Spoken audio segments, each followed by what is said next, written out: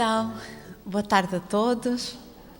É uma alegria muito grande estar aqui, mais um evento, não é? E ver tantos amigos já de outros eventos, de outras paragens, mas também tantas outras pessoas que aqui aportam pela primeira vez. Obrigada a todos. Eu tenho a minha tarefa muito simplificada, sinceramente.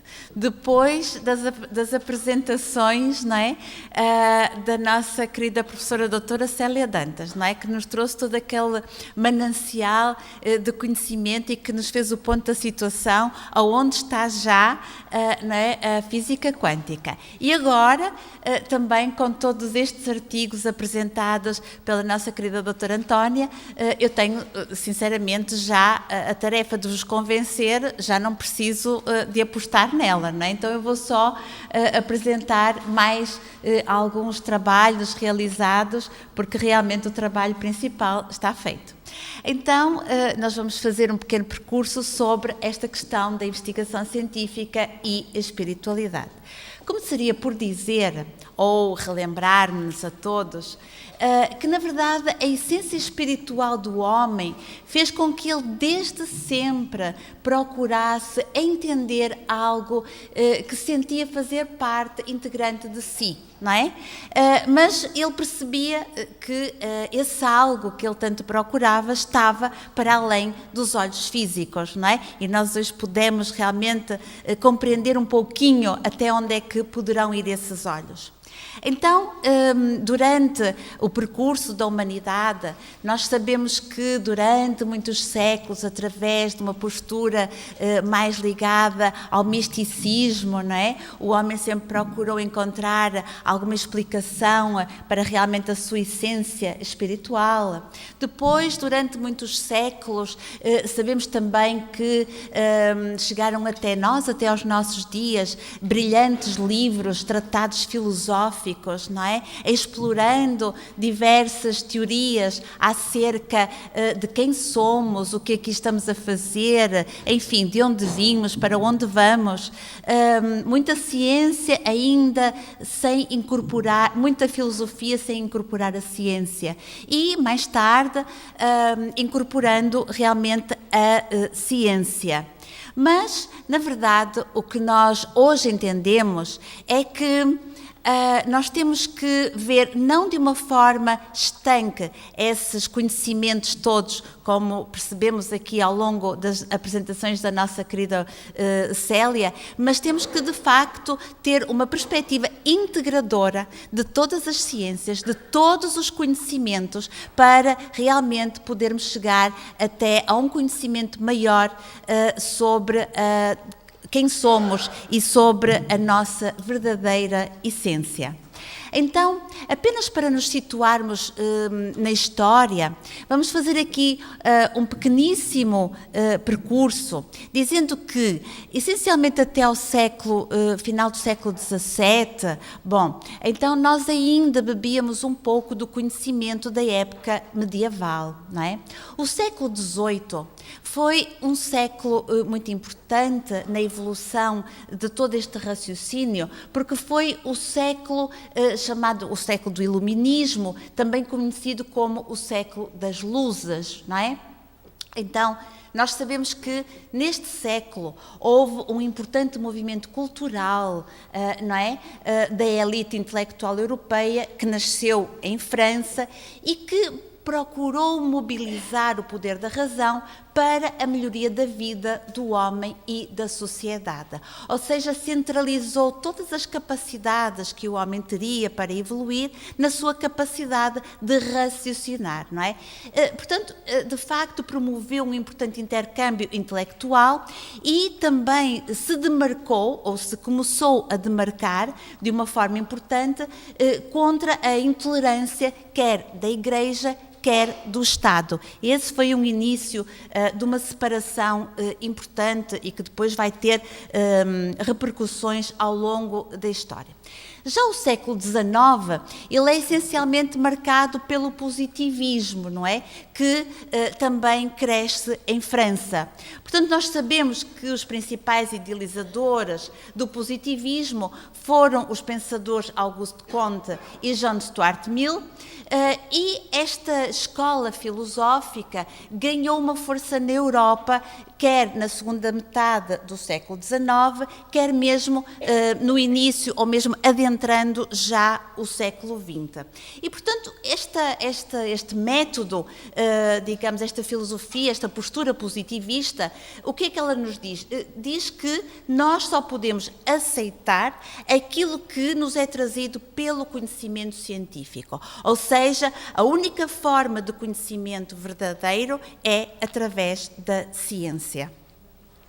Portanto, para os positivistas, o progresso da humanidade depende única e exclusivamente dos avanços científicos, único meio capaz de transformar a sociedade e o planeta Terra no paraíso que as gerações anteriores colocavam, digamos, no mundo além-túmulo, não é? Se até aqui nós projetávamos, digamos, a busca da felicidade no além-túmulo, não é? Esta teoria concentra todo o seu esforço no encontro do paraíso, digamos, no mundo material.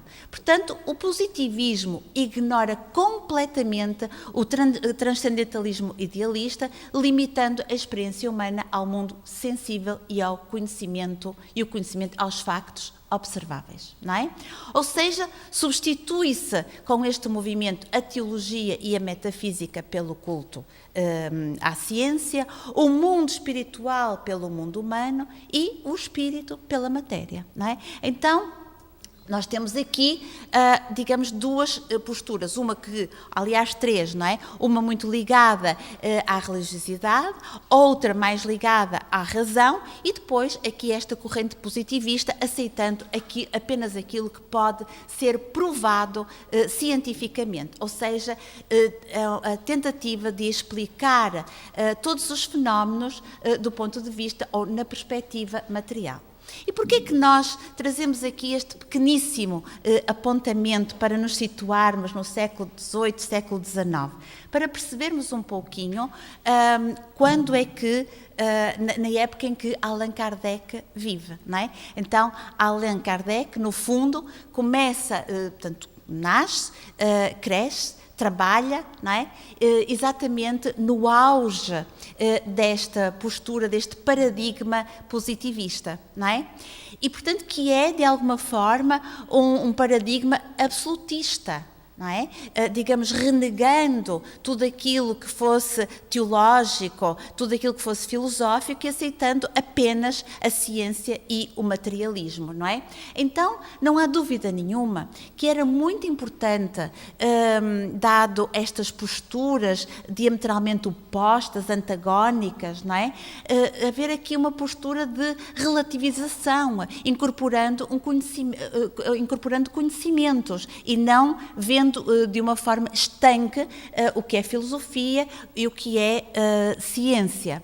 Então não há dúvida nenhuma que, sendo que Allan Kardec vive nesta época, nós podemos ainda pensar na grandiosidade, não é?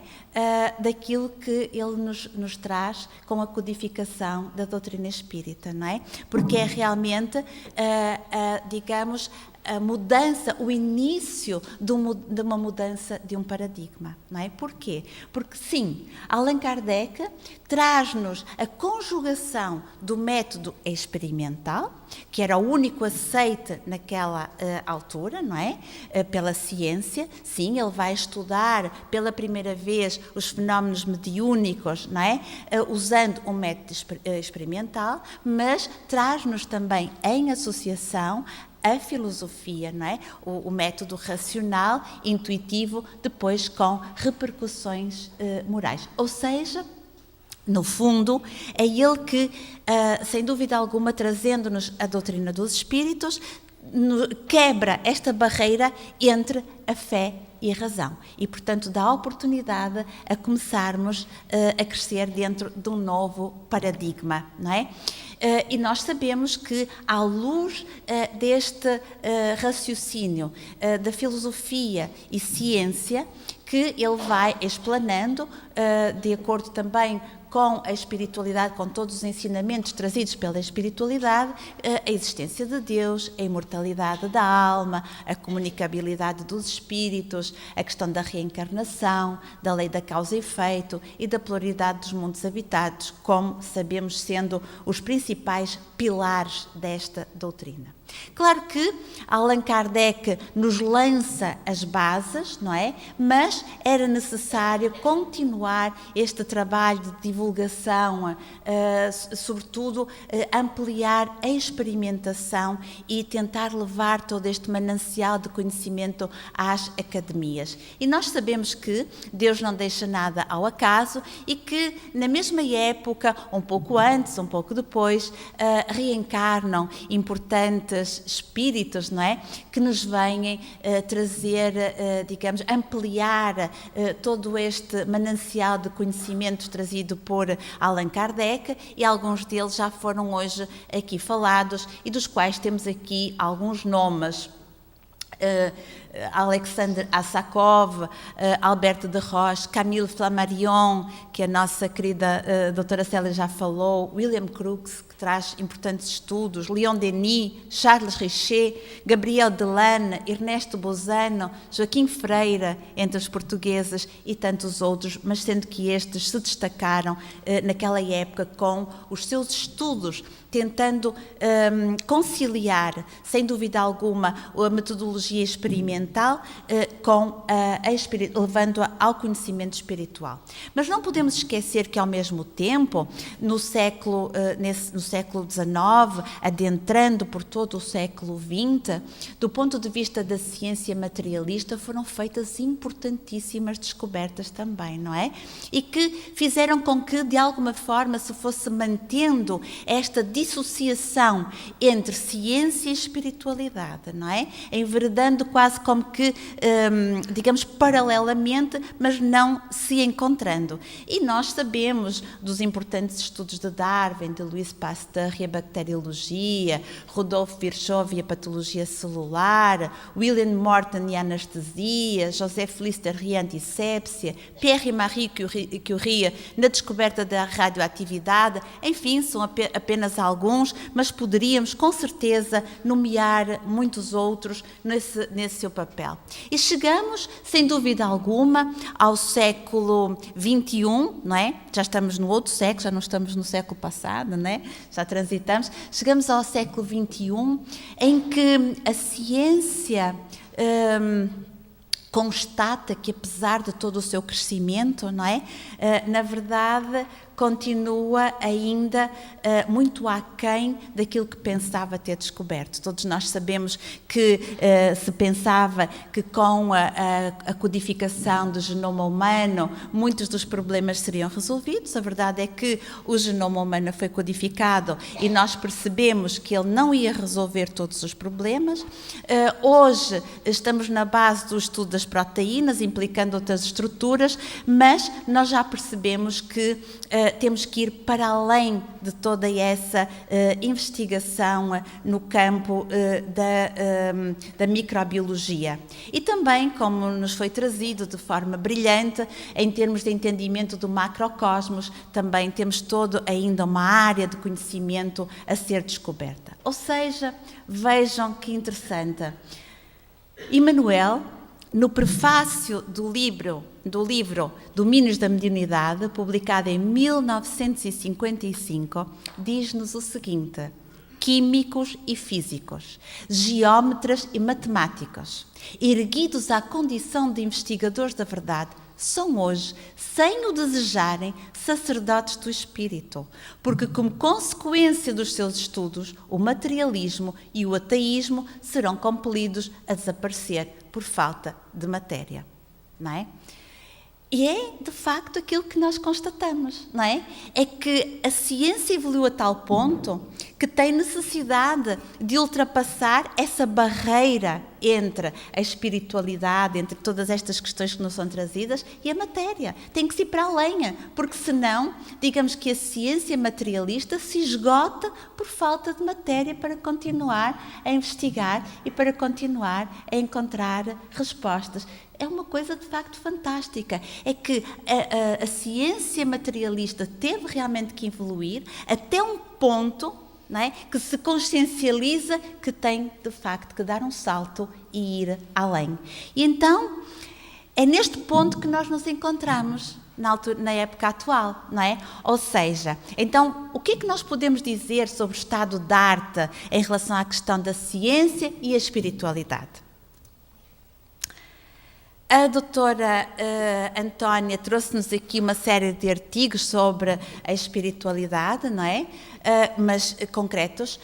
Nós aqui apenas fizemos uma busca apenas num motor de busca, usando a PubMed, e colocamos apenas as palavras medicina ou saúde e espiritualidade ou religiosidade, e que a doutora Antónia já explicou muito bem o porquê de colocarmos estas duas designações. E aquilo que nós encontramos é que, até ao momento, até à presente data, foram publicados 8.172 artigos sobre medicina e espiritualidade. E nós podemos ver, de facto, aqui uma coisa interessante que vai de acordo com este percurso que nós estávamos a falar da evolução da ciência, não é? E da necessidade da aproximação a um entendimento mais amplo, porque vejamos que até aqui ao início do século XXI não eram muitas as publicações sobre esta temática, mas vejamos este crescimento até 2015 sobre o número de artigos publicados anualmente sobre medicina e espiritualidade. E vos falar um pouquinho sobre, digamos, os artigos publicados, mas a doutora Antónia Marilene já falou subejamente sobre eles, então eu iria apenas chamar a atenção para esta questão. É que a maior parte, ou quase todos, não, a maior parte, vamos dizer, a maior parte destes artigos são sobre medicina ou saúde e espiritualidade na perspectiva do efeito, digamos, da postura do doente, não é? Perante a espiritualidade ou perante a sua religiosidade, não é? Ou seja, nós vimos aqui estes artigos, o efeito da crença do doente, não é? No comportamento, por exemplo, da sua hipertensão. Não é? E a maior parte dos artigos, e se virmos aqui alguns dos títulos nós vamos ver isso, é isso que analisa. É como é que a religiosidade ou a espiritualidade de cada um influencia a sua postura e mesmo a vivência de determinadas situações e de determinadas doenças. Então não há dúvida nenhuma que neste momento é praticamente consensual que sim, que a crença, que a religiosidade ou a espiritualidade tem uma influência positiva, não é, no percurso das doenças. Mas nós gostaríamos de analisar este estado da arte de ciência e espiritualidade procurando ir um pouquinho mais além, ou seja, ir um pouquinho de acordo, ou sim, de acordo com os postulados da doutrina espírita. Nós sabemos que durante muitos séculos as descobertas da ciência, não é, no fundo, não foram possíveis ser conciliáveis com muitos dos dogmas estabelecidos pelas religiões. Então aquilo que nós queríamos ver, ou que queremos apenas refletir, porque no fundo todos nós já sabemos a resposta, não é? Mas queríamos apenas assim refletir e fazer um ponto da situação, é de que forma a ciência está a ir contra ou a favor de tudo aquilo que a codificação dos espíritos nos traz. Nós já vimos hoje de manhã o importantíssimo contributo da física quântica, não é verdade? Pois, já estava aqui a trabalhar todo. Mas então iríamos ver, em relação apenas a estes princípios básicos, se nós já temos também em cada um deles estudos científicos que nos ajudem percebermos essa aproximação entre ciência e espiritualidade, porque é o próprio Allan Kardec que nos chama a atenção que se de alguma forma alguma das coisas por ele trazida ou escrita for, digamos, desmentida pela ciência, fiquemos com aquilo que a ciência descobre e não com aquilo que ele diz. Então vamos ver se realmente a ciência nos traz conhecimentos contra aquilo, os postulados da doutrina espírita, ou a favor, não é? Então vamos ver, em relação à existência de Deus e à pluralidade de mundos habitados. Bom, obviamente que eu não vou falar sobre isso depois da doutora Célia Dantas ter falado, não é? Apenas pus aqui esta imagem, chamando-nos a atenção, não fiquem tristes nem deprimidos, mas para o tamanho da nossa ignorância, não é? Porque, na verdade, nós o que conhecemos é isto. Estou a dizer bem, Célinha? Nós o que conhecemos é isto, não é?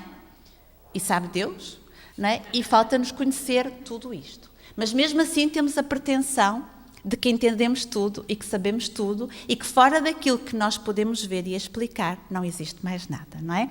E então trouxe também aqui esta frase de Louis Pasteur, não é, que nos diz uma coisa que eu acho maravilhosa: um pouco de ciência nos afasta de Deus, muito nos aproxima. Então temos que ter cuidado, não é, com os nossos conhecimentos científicos, porque se estamos muito afastados de Deus, oh meu Deus, se calhar o nosso conhecimento não é assim tão grande como isso. Então, esta parte está subejamente esclarecida, não por mim, obviamente, e vamos passar então à questão da imortalidade da alma, não é? Que foi um dos pontos, um dos pilares, digamos, da doutrina dos espíritos. E em relação a isso, nós sabemos que a ciência traz-nos já grandes estudos, quer em relação ao corpo bioplásmico, não é? Quer em relação ao modelo organizador biológico, enfim, ele é chamado de várias formas. Também nos traz muitos estudos sobre as experiências de quase-mortem, também como uma forma, digamos, de fazer a ponte com a imortalidade da alma, e ainda as visões no leito da morte. Então, sobre cada um destes itens, nós vamos ver. Em relação ao corpo bioplásmico, claro que ele não nos prova diretamente a sobrevivência da alma, não é? Mas ele traz-nos algo importante, ele traz-nos uma relação, diz-nos que, enfim, que nós não somos só um corpo físico, que nós não somos só matéria, mas que existe algo mais para além dessa matéria, fazendo-nos assim uma ponte importante para a continuação da procura, chegando então até à essência, ou seja, a seres espirituais que cada um de nós é. Então, na verdade, muitos foram os cientistas que se questionaram, porque a ciência tem uma particularidade interessante, não é? É que muitas vezes nós partimos de pressupostos e os cientistas encaram os pressupostos como comprovados. Então, muitas das coisas que nós dizemos está cientificamente comprovado. Não. Existe o pressuposto e as pessoas arbitrariamente, muitas vezes, assumem que o pressuposto está comprovado. Mas não está. Não é? E, por outro lado, nós sabemos que a argumentação contra, não é de facto, muito fechada. Há uma senhora, eu penso que ela de formação é socióloga, que é Dora Incontri, e ela fala de uma coisa muito interessante. Ela fala da questão, digamos que há quase que uma conspiração do silêncio. Nós estamos habituados a falar da conspiração de silêncio, não é? Em relação ao esconder notícias, más notícias perante o doente e tal. Mas ela fala em relação à conspiração do silêncio numa perspectiva completamente diferente, que é assim, alguém que está no mundo da ciência, alguém que está no mundo académico, não é? E que leva esta questão da espiritualidade, ou que tem dentro de si, quase que tem, digamos, medo, vergonha de a verbalizar. Porquê? Porque vai ser ridicularizado. Não é? Então, há, sem dúvida alguma, como que uma conspiração do silêncio dentro da ciência, dentro do meio académico, que é preciso quebrar, e daí ser tão importante estes nossos encontros e esta discussão destas temáticas, não é? Vendo que, afinal de contas, há muito para além daquilo que as pessoas acreditam como verdade e que, afinal de contas, são dogmas. Porque as pessoas revoltam-se muito porque nós vivemos na base dos dogmas que, por exemplo, a Igreja foi impondo, mas a ciência também impôs dogmas quando não nos deixa fazer esta relação e esta aproximação, não é? E isto também é muito importante. Então, por exemplo, em questão, eu falo muitas vezes disso porque acho um exemplo importantíssimo, em relação, por exemplo, à embriologia, não é? Todos nós sabemos perfeitamente tudo, é como se nada estivesse na área do desconhecido. Porquê? Porque nós sabemos exatamente o que acontece, que o óvulo junta-se com o espermatozoide, que se dividem as células, que depois se formam a mórula, que depois se formam 3 camadas, que daí resultam os órgãos, enfim, até ficar um ser, não é? Completo. Mas aquilo que nós não nos questionamos no nosso dia-a-dia, mas os biólogos se questionam, é, de facto, como é que, a dada altura, aquelas células que são todas iguais, não é? Se começam a diferenciar de formas diferentes, dando depois origem a diferentes tecidos, a diferentes órgãos e a um ser completo. Na verdade, a própria ciência coloca isso em causa e investiga essa questão. E são os próprios, digamos, investigadores da área dessa ciência que vão trazendo algum conhecimento, ou pelo menos, não trazendo conhecimento, colocam as suas dúvidas sobre esta questão. Então é muito curioso, por exemplo, o professor Kim Bong-gan, que era um cientista da Coreia do Norte, radicado nos Estados Unidos, ele faz estudos muito interessantes na área da acupuntura. E o que é que ele faz? Ele administrava um produto radioativo nos pontos da acupuntura, não é? E o que é que ele via? O normal seria, fazendo uma injeção naquele ponto, que houvesse uma distribuição uniforme, não é? Circular, que é assim que, se nós administrarmos num sítio qualquer um produto, é o que vai acontecer. Mas, curiosamente, se ele administrasse nos meridianos, o que ele via é que havia uma distribuição daquele produto radioativo exatamente no trajeto dos meridianos. Portanto, fazendo de facto esta ponte entre o nosso corpo físico e o nosso corpo energético. Mas há muito mais. Olhem, por exemplo, o Dr. Hans Dries, que foi um importante embriologista, no discurso de posse, quando assumiu a presidência da Sociedade de Pesquisas Médicas, ele diz assim no seu discurso: a teoria mecanicista a respeito da vida é insuficiente para explicar os factos da embriologia e da vida orgânica. Alguma coisa mais está em ação nos processos biológicos, dirigindo as forças materiais sem alterar o montante de energia implicado nos mesmos. Que interessante, não é? Isto foi na década de 70. Também o Dr. Harold Sachsenberg e a sua equipa fizeram importantes estudos sobre os campos eletromagnéticos. Doutora Célia, é muito interessante esta ponte porque ele consegue medir, não é, com voltímetros os campos energéticos à volta do corpo humano e eles publicam um livro sobre esta questão. Também os cientistas da ex-União Soviética fazem importantes estudos sobre a existência de um corpo bioplásmico, fazendo realmente esta ponte entre o corpo físico e o nosso corpo energético. Então não há dúvida nenhuma que em relação, e cada vez há mais estudos, e nós sabemos que felizmente há uma aproximação cada vez maior entre, digamos, o campo, os estudos feitos no corpo energético e a medicina chamada alopática. Mas prossigamos um pouquinho neste nosso percurso. Em relação à imortalidade da alma, ainda, portanto, falamos do corpo bioplásmico como uma ponte, não é, entre o corpo físico e o corpo espiritual, mas não falando propriamente do corpo espiritual. Já em relação às experiências quase-morte, a questão é bem diferente. Até à atualidade, muitos foram os artigos publicados sobre esta questão e nós temos importantes, enfim, médicos, pesquisadores nesta área. De alguns deles, nossos contemporâneos, ou quase todos eles, alguns tivemos a oportunidade já de ouvir falar nos seminários, não é? Que a doutora Marlene Nobre já convidou, Melvin Morse, Pim van Lommel, cardiologista, Bruce Grayson, enfim, Raymond Mondi, psiquiatra, Phyllis Atwater, investigadora, e todos eles trouxeram importantíssimos estudos na área do entendimento da questão da experiência quase-morte. Temos aqui também Michael Saban, que também trouxe importantes estudos. Pim van Lommel, ele tem vários artigos publicados em revistas médicas, e ele faz, por exemplo, este estudo com 344 pacientes que sofreram uma paragem cardíaca após infarto agudo de miocárdio e foram ressuscitados com sucesso em 10 hospitais da Holanda. E o que ele constatou é que 41 doentes, ou seja, 12%, descreveram uma experiência profunda com elementos que as caracterizavam como uma experiência de quase-morte.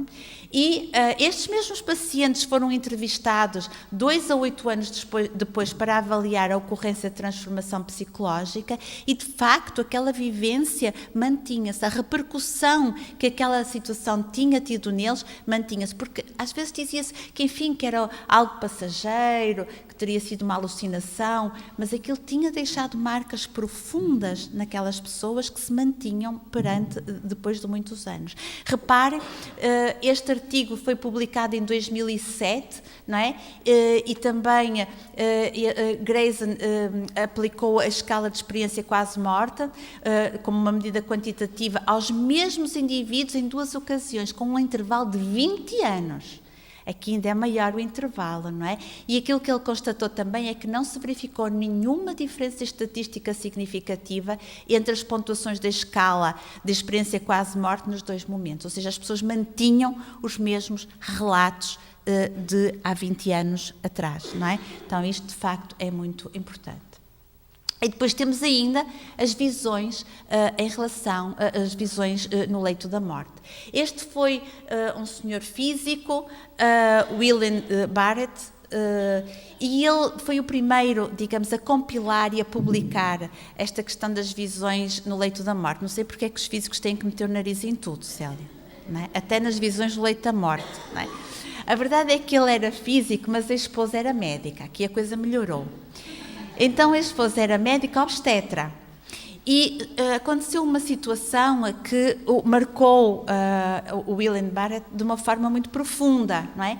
Que foi o seguinte: ele não acreditava, obviamente, em nada destas coisas, nem a esposa, e a esposa teve uma parturiente, não é? Que teve muito tempo internada por uma gravidez de risco, não é? Ela estava na iminência de perder o bebê, então ficou muito tempo internada, não é? Enquanto ela esteve internada, a irmã dela faleceu. Só que não lhe disseram nada, porque seria um choque muito grande e, portanto, o risco de ela perder a criança aumentaria. Então, esperaram que a criança nascesse para depois lhe dizer que a irmã tinha falecido. O que acontece é que ela tem a criança, ela entra numa situação também muito grave, tem uma paragem cardíaca, depois recupera e ela começa a descrever, já depois de recuperada, ela começa a descrever uma situação de que via a irmã e o pai. E assim, ela sabia que já tinha partido, não é? Então ela via a irmã e o pai junto dela, não é? E ela tinha a sensação, ela descreve, que tinha a sensação que eles estavam ali desencarnados, não é? Portanto, mortos, aproximando-se dela para a auxiliarem, não é? Então, isto impressionou muito este físico, porque é assim, muito bem, o facto de ela ver o pai podia ser sugestão, mas ela não sabia que a irmã tinha morrido, como é que ela os via ali juntos, não é? Então, a partir daí, sim, ele começa a desenvolver um importante trabalho e começa a compilar todos os casos, acabando por publicar este livro, que é o primeiro que é publicado na área.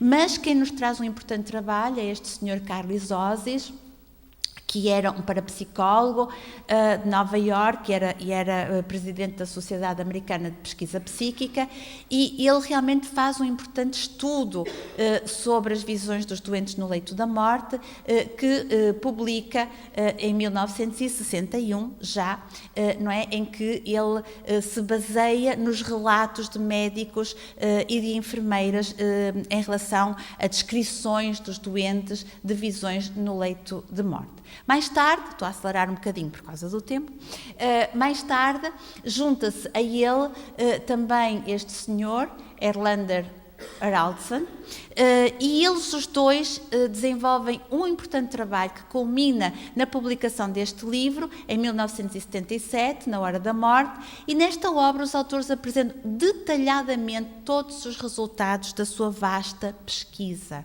E o que é que eles constatam na análise desse grande inquérito que eles realizam? Que 4/5 das aparições que os doentes descreviam, representavam pessoas falecidas ou figuras religiosas. 3/4 das alucinações foram sentidas como tendo vindo a fim de levar as pessoas, não é? Levar embora os moribundos para uma forma de existência pós-morte, com que 72% deles consentiram, portanto, concordaram nessa partida. E 41% dos doentes responderam com serenidade, paz e entusiasmo a esse ostensivo convite para morrer. E eles escrevem ainda que, embora as reações psicológicas perante as visões no leito da morte pudessem diferir entre o Oriente e o Ocidente, o teor foi o mesmo. A maioria dos doentes expressou grande alegria com a visão, muito ao contrário do que uma pessoa se sentiria se esta fosse negativa ou perturbadora. O estado de espírito da pessoa, mesmo em estado grave, parecia mudar positivamente e de repente. Ou seja, esta situação, eles não esperavam, não é? De repente, eles começavam a descrever esta visão. Essas experiências não falavam em alucinações ou em estados de alteração prévia da consciência, ou seja, não eram doentes que tivessem alterações da consciência, estados confusionais, delírios, não. Pelo contrário, os doentes pareciam estar muito conscientes do seu ambiente e das suas condições reais. E pareceu ser irrelevante o facto da pessoa acreditar ou não na vida após a morte. Não é? Porque aqueles que acreditavam podiam ver e os outros não, mas, digamos, não houve diferença estatística. E podemos ver que, ao longo, digamos, dos anos, não é como os artigos de medicina e espiritualidade que vimos atrás, mas podemos ver que foram sempre sendo publicados artigos em revistas científicas e médicas, num total de 155. Exato. 155 artigos até à data sobre as visões no leito da morte. E mesmo quando se publica um artigo como este aqui, tentando interpretar essas visões como uma questão de dissociação, não é? Uma questão patológica, é muito interessante ler o artigo na sua totalidade. Porquê? Porque nós vamos ver que os próprios autores, embora o objetivo deles fosse analisar essas visões e descrevê-las como patológicas, eles próprios escrevem que há coisas que eles não conseguem explicar. Porquê?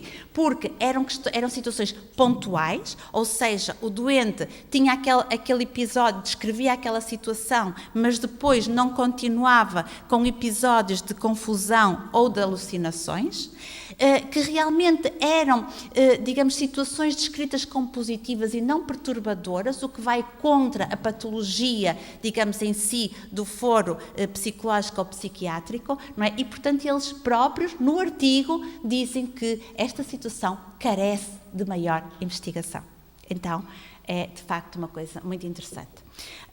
E também trouxe este artigo só para vos mostrar, também por ser um artigo recente, de 2017, publicado numa revista de cuidados paliativos, exatamente sobre esta questão das visões no leito da morte, digamos, reportada ou referida, contada por profissionais de saúde no Brasil. E também eles, portanto, são unânimes na sua descrição, não é? Destas visões no leito da morte, enquanto, digamos, os doentes muito conscientes, enquanto sendo experiências positivas, enquanto havendo coerência nos seus relatos, não é? E não existindo, digamos, descrições de crises de delírio ou de outro tipo de perturbações. Em relação à comunicabilidade dos espíritos. Bom, isto foi então, passando ao item seguinte, a comunicabilidade dos espíritos. Então aqui nós temos que analisar o que é que a ciência, no estado da arte em relação à ciência, o que é que nós já temos, não é, dentro da ciência sobre esta questão. E sobre esta questão trazíamos 2 apontamentos. Um sobre o estudo sobre a glândula pineal e depois os estudos da mediunidade. Em relação ao estudo da glândula pineal, digamos, não trazemos tanto pelo propósito da importância da glândula pineal na mediunidade, que isso seria um tema por si só, não é esse o objetivo, mas trazemos por uma questão muito interessante. É que este artigo é escrito, digamos, compilando as informações trazidas pelo espírito André Luiz, trazidas pelo espírito André Luiz, não é? Escritas pelo médium Francisco Canto Xavier e, portanto, um grupo de médicos, não é? O que é que eles fazem? Eles vão compilar tudo aquilo que André Luiz, espírito, traz sobre a glândula pineal, comparam com o conhecimento, porque aqui há umas décadas atrás a glândula pineal dentro da ciência, digamos, materialista, era uma estrutura absolutamente desprezada, não é? Hoje não, ela desperta um grande interesse e então eles comparam as informações de André Luiz, não é, com as informações da ciência atual e chegam à conclusão que, de facto, a informação trazida por André Luiz tem vindo a ser comprovada pela ciência médica e o que é mais interessante é que esta informação trazida por um espírito é publicada numa revista médica, numa revista científica, não é? Então isto tem, sem dúvida alguma, uma importância histórica, não é? Pela primeira vez é publicada digamos, um estudo trazido pelos espíritos. Não é?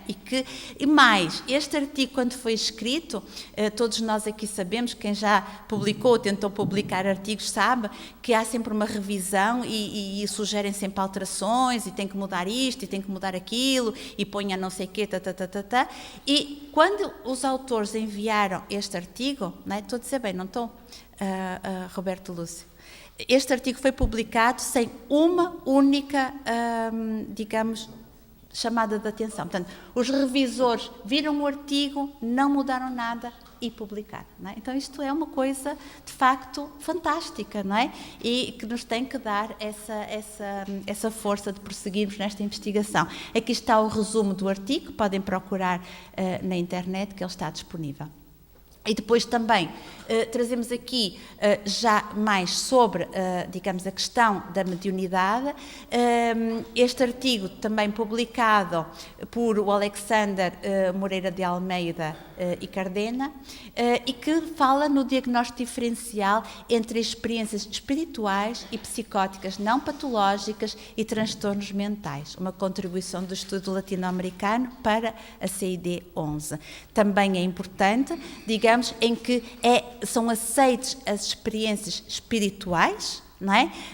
Não dentro, digamos, de alterações psicóticas, mas como constituindo uma outra entidade.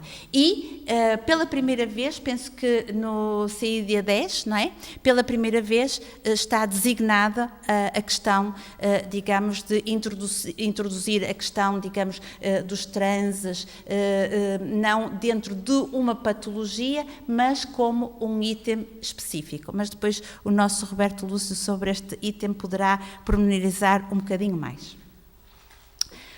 Por último, em relação à mediunidade, trazemos este estudo interessantíssimo, feito pelo nosso Dr. Júlio Fernando Pérez, o Alexandre Moreira de Almeida, enfim, e mais alguns colaboradores, e que eles utilizam a neuroimagem para comprovar a mediunidade, especificamente a psicografia, não é? Ou seja, a capacidade de escrever, digamos, por ação de um espírito. E então, o que é que eles fazem? Eles administram, digamos, um fármaco que tem a radioatividade, não é? E que, portanto, as imagens são captadas conforme aquela área do cérebro é ativada. E todos nós sabemos que, conforme nós vamos desenvolvendo determinado tipo de ação, não é? Há áreas específicas do nosso cérebro que são ativadas, não é?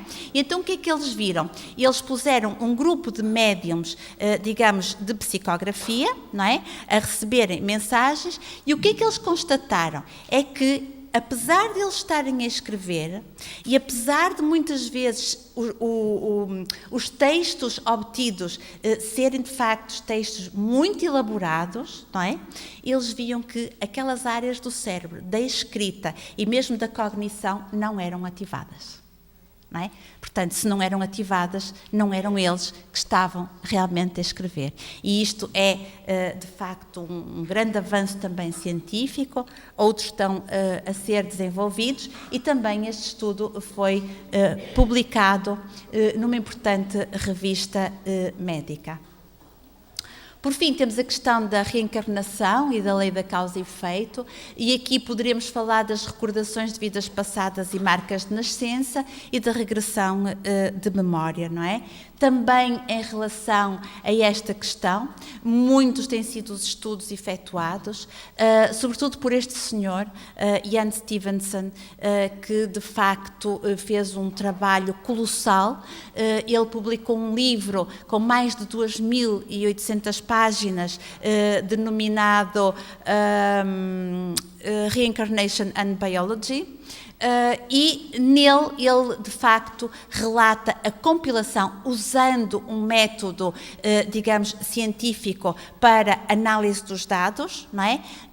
Excluindo muitos casos em que, embora ele acreditasse serem também casos de reencarnação, mas como não obedecia a todos aqueles pré-requisitos, foram excluídos, não é? E portanto ele publica esse livro, mas para além de publicar o livro, ele também publica vários artigos em revistas também científicas. Ele de formação é psiquiatra, publica vários artigos em revistas científicas abordando a questão da reencarnação. Há vários estudos, há vários livros traduzidos em português, há o original das 2.800 páginas, que eu não sei se alguém quererá, mas há à venda.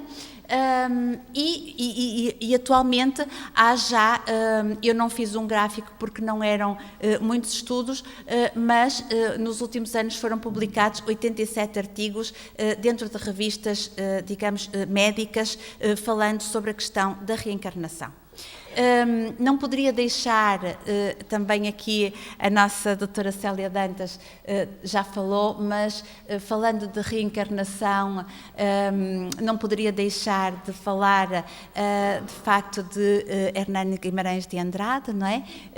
Que sendo brasileiro fez de facto pesquisas fabulosas em relação à existência da reencarnação e também, como foi dito, em relação ao campo biomagnético energético ou modelo organizador biológico, que agora, enfim, conseguimos fazer até uma analogia com os últimos conhecimentos à luz da física quântica, e que ele esteve em contacto com Ian Stevenson, não é? Nessas pesquisas de reencarnação. E pronto, era isso que nós tínhamos para trazer, um resumo resumidíssimo, na verdade, porque há muita coisa de facto. Foi apenas para despertar, digamos, o nosso interesse em fazer uma pesquisa mais aprofundada sobre todas estas temáticas, e lembrando que Allan Kardec disse que a fé inabalável é aquela que pode encarar a razão face a face em todas as épocas da humanidade. E eu penso que com este pequenino percurso que fizemos, percebemos que com toda esta investigação, nenhum dos postulados espíritas foi questionado, pelo contrário, foi reforçado e continua de facto a ser reforçado com a integração e a evolução da ciência. Mas como Jesus nos disse, há 2000 anos atrás, aqueles que tiverem olhos de ver, que vejam, e aqueles que tiverem ouvidos de ouvir, que ouçam. Então era isso que nós tínhamos para trazer, e muito obrigada.